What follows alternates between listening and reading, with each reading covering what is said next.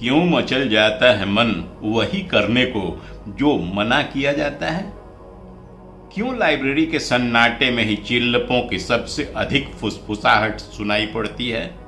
और क्यों किसी समारोह की पार्टी में सारे डायबिटिक लोग मिठाई के काउंटर पे ही नजर आते हैं? यही है मन का विद्रोही स्वभाव, जो हमेशा से ही फॉरबिडन की तरफ ही आकर्षित होता है। ताक झांक। नमस्कार, मैं गजेंद्र। अंतर यात्रा के आज की यात्रा में आपका स्वागत है। आज हम उस गली में जाएंगे, कोने कोने को तलाशेंगे, खोजेंगे, अपने मन के उस चोर को रंगे हाथों पकड़ेंगे जो हमें उकसाता है वही करने को जो वर्जित है। क्यों? चलिए इस गली को अंदर तक चल के देखते हैं। हमारे मन को नो एंट्री में इंटर करने को ये कौन है जो उकसाता है और हमें पड़ोसियों की बोली क्यों आकर्षित करती है? मन का यह विद्रोह आपके न्यूरो रिफ्लेक्शंस का परिणाम होता है। जब कुछ मना होता है तो हमारा दिमाग उसे अपनी कांस्टेंट मानता है, जैसे सीमा रेखा हो गई हो। 1987 में डीएम वैगनर की पिंक एलिफेंट पैराडॉक्स में यही तो बताया गया है। जब वो आयरॉनिक प्रोसेस थ्योरी एक्सप्लेन कर रहे थे तो उन्होंने बताया था कि अगर किसी दीवार या बोर्ड पर यह लिखा हो कि पेंट गीला है, अभी न छुएं, अनायास ही हाथ उसे छूने को उठ जाता है। यह इनवॉलेंटरी मोटर रिफ्लेक्स है, जब दिमाग अनायास ही यह पुष्टि करना चाहता है कि वाकई खतरा है भी या झूठ मूठ की उसकी आजादी छीनी जा रही है। या फिर जैसे ही डॉक्टर यह कहता है कि नमक बंद आज से, हमारे दिमाग का हाइपोथैलेमस नाम की ग्रंथि नमक की कमी को जीवन का संकट मान बैठती है और उसकी तलब यानी कार्विंग 10 गुना बढ़ा देती है। यह एक सर्वाइवल रिफ्लेक्स है जो आधुनिक युग में हमारे ही खिलाफ काम करने लगा है। क्यों भटकता है मन? मन के इस विद्रोही स्वभाव के 4 गहरे मनोवैज्ञानिक कारण होते हैं: ईगो, रिबेलियन, प्रोजेक्शन और ऑटोनॉमी। पहला, ईगो यानी अहं। मनाही वस्तु की कीमत नहीं बढ़ाती है, वह तो हमारे होने का, हमारे एग्जिस्टेंस को ही चैलेंज कर देती है। क्यों मैं न जाऊं और तुम जाओगे? लाट साहब हो क्या तुम और हम बौने? खुद को शक्तिशाली महसूस करने का शॉर्टकट होता है कि जो मना है वही कर दीजिए ताकि ईगो सेटिस्फाई हो जाए जल्दी से। दूसरा कारण, रिबेलियन, विद्रोही स्वभाव है हमारा। पाशविकता तो हमारा मूल है ना, हम भी तो होमोसेपियंस के ही वंशज हैं। तो अनुशासन को हम बेड़ी मानते हैं, मुक्ति चाहते हैं बेमतलब के बंधनों से। खुले आसमान में पंख फैलाए उड़ रहे पंछी और जंगल में घूमता हाथियों का झुंड हमें आकर्षित करता है, नेचुरल लगता है, अच्छा लगता है, अपनापन फील होता है। लेकिन जब किसी बोर्ड पर लिखा कीप लेफ्ट देखते हैं, कीप साइलेंस देखते हैं, open your shoes here only देखते हैं, इस तरह के डायरेक्टिव्स हमारे उन्मुक्त स्वभाव को ठेस पहुंचा जाते हैं, बिदक जाते हैं हम बिल्कुल भड़कीले सांड की तरह। तीसरा कारण, प्रोजेक्शन। दूसरों को भी परिभाषित करने की ललक होती है हमारे अंदर, या हम अपने आप को दूसरों के फ्रेम में फिट करके देखना पसंद करते हैं। अपनी थाली तो देख ली जी भर के, रोज रोज उब गए, अब दूसरों की थाली देखें जरा, उन्हें भी परिभाषित करते हैं, ताक झांक कर लें, कान लगाकर फुसफुसाहट सुन लें। क्या वो भी हमारी ही तरह हैं या हमसे अलग? और अगर अलग तो क्या? इतनी उत्सुकता हो जाती है दूसरों के फ्रेम में ढलने का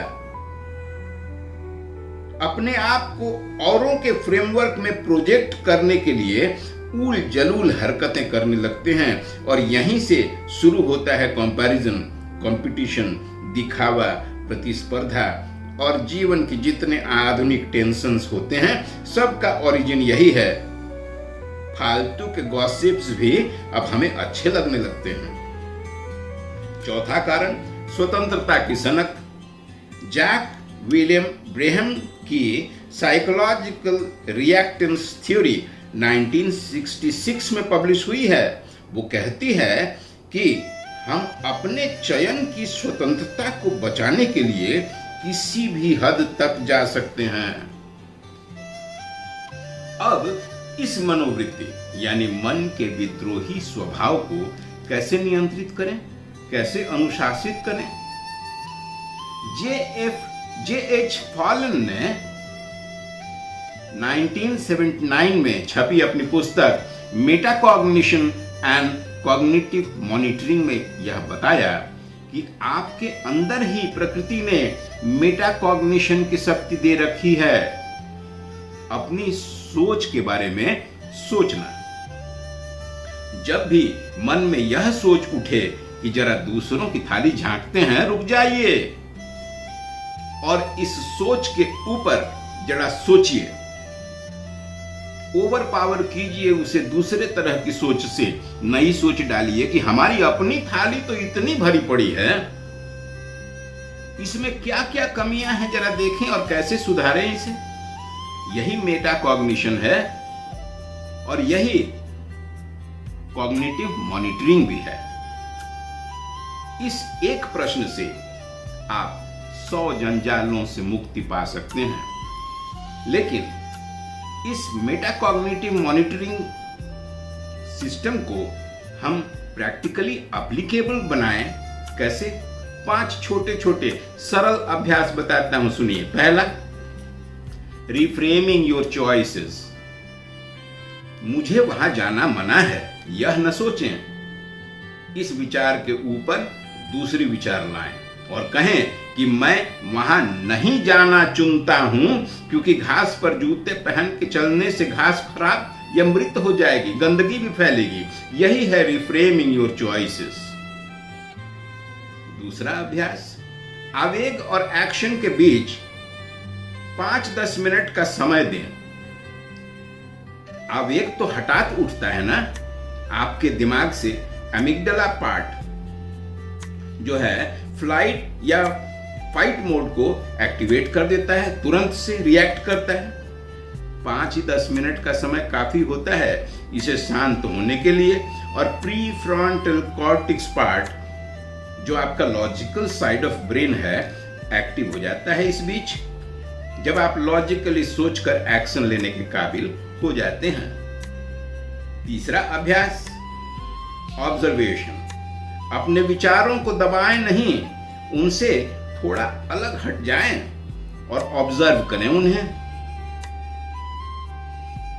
जैसे दूर से टीवी देखते हैं ना, उसमें इन्वॉल्व तो नहीं हो जाते, उठने गिरने दें, आने जाने दें अपने विचारों की लहरों को, टीवी के डिफरेंट सीन्स की तरह, बिना उनमें इन्वॉल्व हुए। यही है जिसे हमारे दर्शन ने साक्षी भाव कहा है। अपनी भावनाओं को दूर से बिना इन्वॉल्व हुए अलग होकर देखना। चौथा अभ्यास, ग्रैटिट्यूड केमिस्ट्री। अपने की खुद की उपलब्धियों पर नजर फिर से दौड़ाएं, संतुष्टि मिलेगी, दिमाग शांत होगा, सेरोटोनिन बढ़ेगा और धन्यवाद दें अपनी इन सारी उपलब्धियों के लिए ईश्वर को जिसने यह सब संभव कर पाया। दूसरों की चमक फीकी पड़ जाएगी। और पांचवा और अंतिम अभ्यास, इम्प्लीमेंटेशनल इंट्यूशंस। पहले से ही अपने मन में यह तय कर ले, इंटेंट बना ले अपना कि जब जब मन मतवाला भटकेगा 2 लंबी सांसें लूंगा और पूछूंगा अपने विद्रोही मन से गलबाही डालकर कि तेरा क्या छूट गया है रे, जो तू ऐसे बावला हो रहा है? किस बात का विद्रोह, मिलेंगे ना अपने मन से शांति में, तो अगली बार जब मन किसी नो एंट्री की ओर कदम बढ़ा दे, रुक जाइए, मुस्कुराइए और पूछिए इस मन से कि उसे किस चीज की तलाश है। क्योंकि अंतर यात्रा खुद को सुधारने से ज्यादा खुद को जानने की यात्रा है। आपके पास भी ऐसी ही कोई कहानी है जब आपका मन मत वाला कोई शरारत कर बैठा हो? शेयर कीजिए हमारे चैनल पर भी, अपने दोस्तों के बीच में भी। क्या पता किसके जिंदगी में आपकी वो शरारत की कहानी एक नई मोड़, एक नई गाथा लिख जाए। आज मैं गजेंद्र आपसे नुक्कड़ के इसी कोने पर इजाजत लेता हूं, इस वादे के साथ कि अंतर यात्रा की अगले नुक्कड़ पे हम फिर से एक साथ मिलेंगे, एक नई यात्रा की शुरुआत करेंगे। नमस्कार।